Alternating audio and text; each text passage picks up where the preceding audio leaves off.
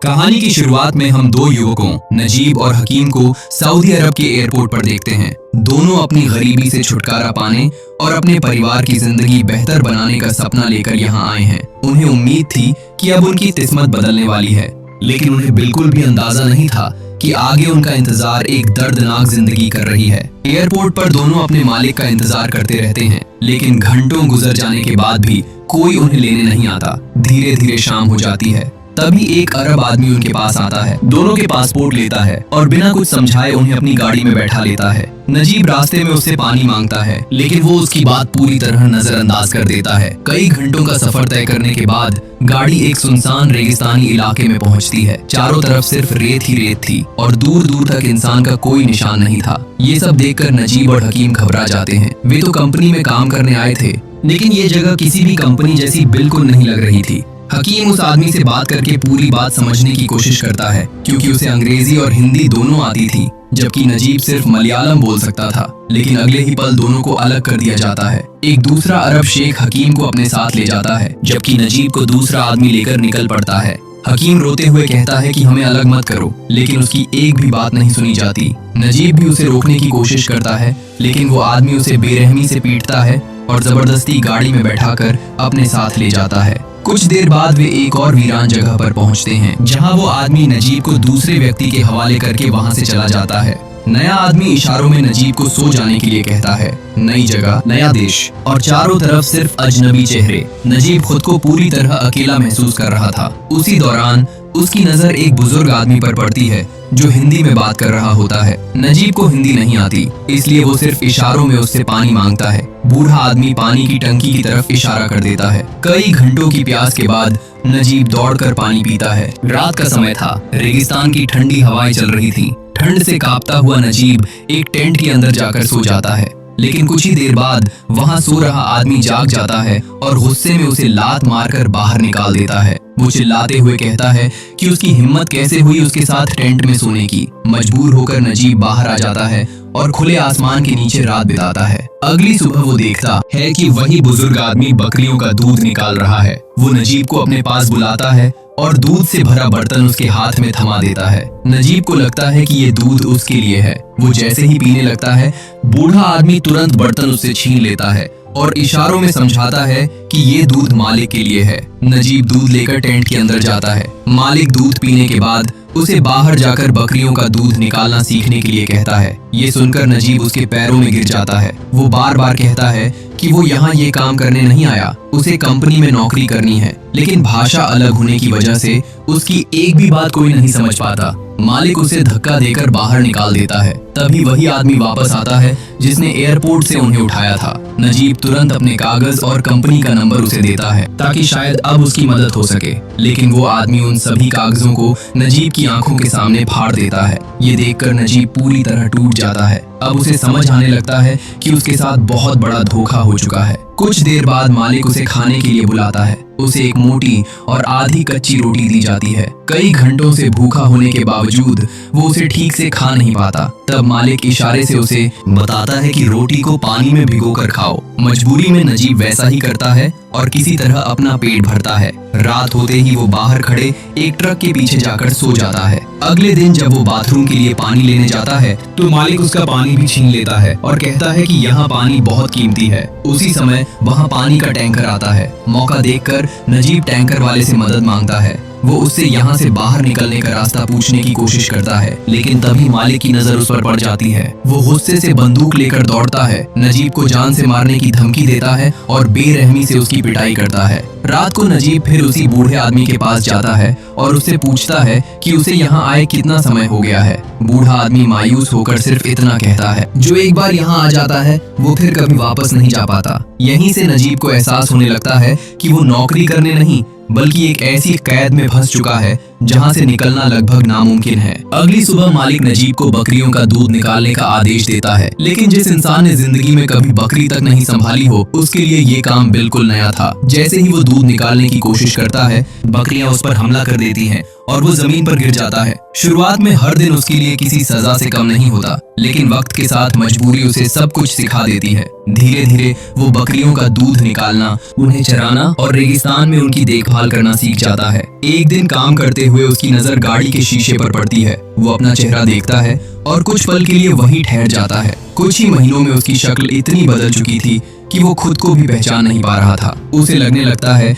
कि शायद अब वो कभी इस कैद से बाहर नहीं निकल पाएगा। इसी निराशा में वो एक ऊंची पहाड़ी पर चढ़ जाता है और वहां से छलांग लगाकर अपनी जिंदगी खत्म करने का फैसला कर लेता है। लेकिन जैसे ही वो नीचे देखता है, उसे कई गिद्ध किसी लाश को नोचते हुए दिखाई देते हैं। वो धीरे धीरे नीचे उतरकर उस शव के पास पहुंचता है। करीब जाकर वो जो देखता है, उससे उसके पैरों तले जमीन खिसक जाती है। वो लाश उसी बुजुर्ग आदमी की थी जिसने पहले दिन उसे पानी पीने का रास्ता दिखाया था। मरने के बाद उसके शरीर को रेगिस्तान में यूं ही फेंक दिया गया था ताकि गिद्ध उसे खा जाएं। ये मंजर देखकर नजीब पूरी तरह कांप उठता है। उसे एहसास हो जाता है कि अगर वो यहाँ से नहीं निकला तो एक दिन उसका अंजाम भी बिल्कुल ऐसा ही होगा। अगली सुबह वो मौका देखकर वहां से भागने की कोशिश करता है, लेकिन उसका मालिक तुरंत उसके पीछे ऊंट लेकर निकल पड़ता है और उसे रोकने के लिए गोली भी चला देता है। गोली की आवाज सुनते ही नजीब डर कर रुक जाता है। मालिक उसके पास पहुंचते ही उसे बेरहमी से पीटता है और दोबारा भागने से रोकने के लिए उसका एक पैर तोड़ देता है। उस रात नजीब दर्द से तड़पता रहता है। किसी तरह अपने बंधे हुए हाथ खोलकर थोड़ा सा पानी पीता है और फिर वहीं बेबस होकर बैठ जाता है। समय लगातार गुजरता रहता है। अब नजीब की जिंदगी पूरी तरह बकरियों और उस रेगिस्तान तक सिमट चुकी थी।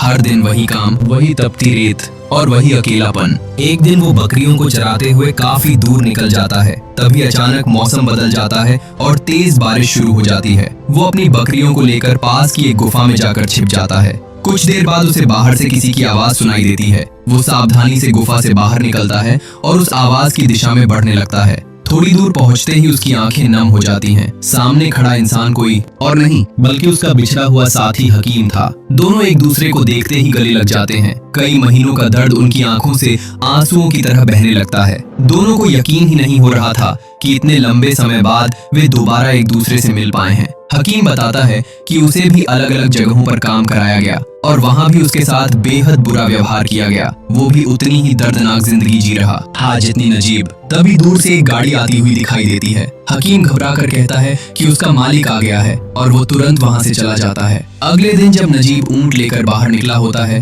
तभी हकीम चुपके से उसके पास आता है और एक चिट्ठी देकर बिना कुछ बोले वहाँ से चला जाता है। नजीब जब वो चिट्ठी पढ़ता है तो उसमें लिखा होता है कि जहाँ हकीम काम करता है वहाँ इब्राहिम नाम का एक आदमी है। वो रेगिस्तान के सभी रास्ते जानता है और उनकी मदद करने के लिए तैयार है। कुछ दिनों बाद तीनों एक तय जगह पर मिलते हैं। इब्राहिम उन्हें बताता है कि जल्द ही बड़े मालिक की बेटी की शादी होने वाली है। उस दिन ज्यादातर लोग वहां चले जाएंगे और वही मौका यहाँ से भागने के लिए सबसे सही रहेगा। इसके बाद तीनों उस दिन का इंतजार करने लगते हैं। आखिरकार शादी का दिन आ ही जाता है। मालिक नजीब से कहता है कि वो 2 दिनों के लिए जा रहा है और उसके लौटने तक सारी बकरियों की जिम्मेदारी उसी की होगी। जैसे ही मालिक वहाँ से निकलता है, नजीब सबसे पहले नहाता है। कई महीनों बाद उसके शरीर पर पानी पड़ता है। फिर वो वही पुराने कपड़े पहनता है जिनमें वो पहली बार यहाँ आया था। लेकिन अब उसका शरीर इतना कमजोर हो चुका था कि उसकी पैंट ढीली पड़ गई थी, इसलिए वो रस्सी बांधकर किसी तरह उसे पहनता है। अगली सुबह वो आखिरी बार अपनी बकरियों को चारा देता है और उन्हें देखकर धीरे से कहता है कि अब वो यहाँ से हमेशा के लिए जा रहा है और कभी वापस नहीं लौटेगा। इसी दौरान हकीम और इब्राहिम वहाँ पहुँच जाते हैं। बिना एक पल गंवाए तीनों रेगिस्तान की तरफ बढ़ जाते हैं। उन्हें नहीं पता था कि आगे क्या होने वाला है, लेकिन इतना जरूर पता था कि अगर आज नहीं भागे तो शायद जिंदगी भर कभी आजाद नहीं हो पाएंगे। नजीब, हकीम और इब्राहिम आखिरकार रेगिस्तान से भाग निकलते हैं। शुरुआत में उन्हें लगता है कि अब उनकी आजादी ज्यादा दूर नहीं है, लेकिन असली परीक्षा तो अब शुरू होने वाली थी। पूरी रात चलते चलते तीनों बुरी तरह थक जाते हैं। रास्ते में उन्हें कुछ लोग आराम करते हुए दिखाई देते हैं। इब्राहिम उनके पास पानी मांगने जाता है, लेकिन सामने बैठे लोग उनकी मदद करने के बजाय उन पर गोलियां चला देते हैं। तीनों किसी तरह वहां से अपनी जान बचाकर भाग निकलते हैं। अगली सुबह जब वे आगे बढ़ते हैं तो चारों तरफ सिर्फ रेत ही रेत दिखाई देती है। हकीम घबराकर इब्राहिम से पूछता है कि आखिर रास्ता कहाँ है। तब इब्राहिम भारी मन से बताता है कि वे रास्ता भटक चुके हैं और गलत दिशा में चले आए हैं। ये सुनते ही तीनों के पैरों तले जमीन खिसक जाती है। कुछ देर बाद हकीम को दूर एक ऊंट पानी पीता हुआ दिखाई देता है। उसे लगता है कि वहाँ जरूर पानी होगा। वो पूरी ताकत से उस दिशा में दौड़ पड़ता है। इब्राहिम उसे रोकने की कोशिश करता है और कहता है कि यह सिर्फ आंखों का धोखा है। लेकिन जब तक हकीम वहाँ पहुँचता है उसे पता चलता है कि वहाँ सिर्फ एक मरा हुआ ऊंट पड़ा है। अब तीनों फिर से आगे बढ़ने लगते हैं। रास्ते में नमाज पढ़ने के लिए रुकते हैं, तभी अचानक रेत के नीचे से कई जहरीले सांप बाहर निकल आते हैं। इब्राहिम तुरंत हकीम को अपनी तरफ खींच लेता है, लेकिन नजीब का पैर पहले से टूटा हुआ था, इसलिए वो तेजी से हट नहीं पाता।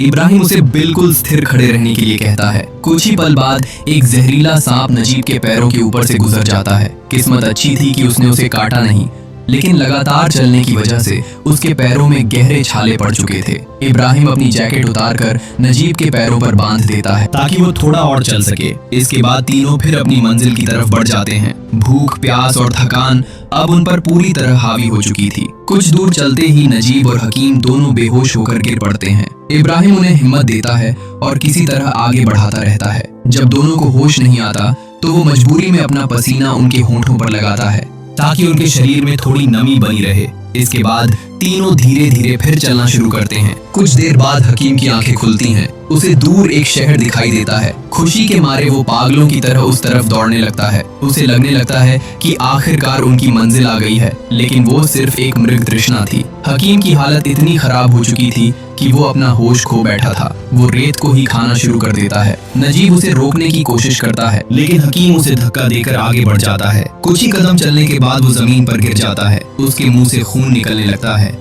नजीब अपने दोस्त को बचाने की हर संभव कोशिश करता है, लेकिन आखिरकार हकीम की सांसें हमेशा के लिए थम जाती हैं। ये पल नजीब की जिंदगी का सबसे दर्दनाक पल बन जाता है। इसी दौरान रेगिस्तान में एक भयंकर रेत का तूफान आ जाता है। इब्राहिम किसी तरह नजीब को संभालकर आगे ले जाता है। दोनों उस तूफान का सामना करते हुए आगे बढ़ते रहते हैं। तूफान शांत होने के बाद नजीब अपने दोस्त को आवाज देता है, लेकिन हकीम की लाश रेत में दब चुकी होती है। भारी दिल के साथ इब्राहिम उसे समझाता है कि अगर जिंदा रहना है तो आगे बढ़ना ही होगा। चलते चलते शाम हो जाती है। तभी उन्हें कुछ पेड़ और थोड़ा पानी दिखाई देता है। दोनों दौड़कर वहां पहुंचते हैं, लेकिन इब्राहिम नजीब को सीधे पानी पीने से रोक देता है। पहले वो कपड़ा भिगोकर उसे थोड़ा थोड़ा पानी पिलाता है और फिर खुद भी पीता है। वहीं उन्हें एक खाली बोतल मिलती है। इब्राहिम उससे आवाज निकालता है। कुछ देर बाद दोनों आसमान में उड़ते पक्षियों को देखते हैं और समझ जाते हैं कि आबादी उसी दिशा में होगी। वे उसी तरफ चल पड़ते हैं।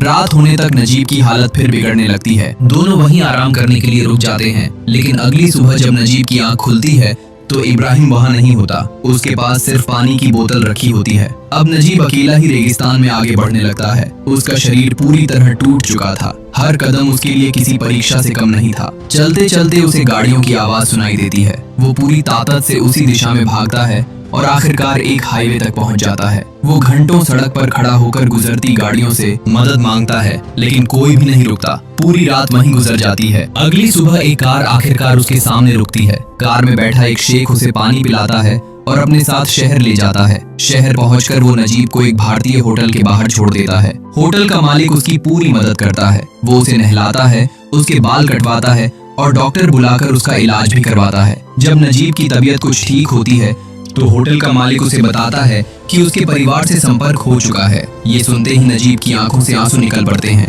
वो फोन पर अपने परिवार से बात करता है और फूट फूट कर रोने लगता है। शायद इतने लंबे समय बाद पहली बार उसे एहसास होता है कि वो सच में जिंदा बच गया है। इसके बाद उसे पुलिस स्टेशन ले जाया जाता है, जहां कानूनी प्रक्रिया पूरी होने तक उसे रखा जाता है। उसी दौरान कुछ लोग वहां आते हैं जो अपने यहाँ से भागे मजदूरों की पहचान कर रहे होते हैं। अचानक नजीब की नजर उसी शेख पर पड़ती है जिसने उसे गुलाम बनाकर रेगिस्तान में भेजा था। उसे लगता है कि अब फिर से उसकी जिंदगी उसी कैद में लौट जाएगी, लेकिन शेख उसके पास आता है, उसके सिर पर हाथ रखता है और कहता है कि नजीब उसका असली स्पॉन्सर नहीं था। उसने तो सिर्फ उसे मजबूरी में अपने साथ रख लिया था। इतना कहकर वो वहाँ से चला जाता है। पास खड़ा एक आदमी नजीब को समझाता है कि वो गलत वीजा पर सऊदी आया था, इसलिए वो इस जाल में फंस गया। लेकिन अब सारी प्रक्रिया पूरी होने के बाद वो अपने घर वापस जा सकता है। आखिरकार वो दिन भी आ जाता है जब नजीब अपने वतन लौटने के लिए विमान की तरफ बढ़ रहा होता है।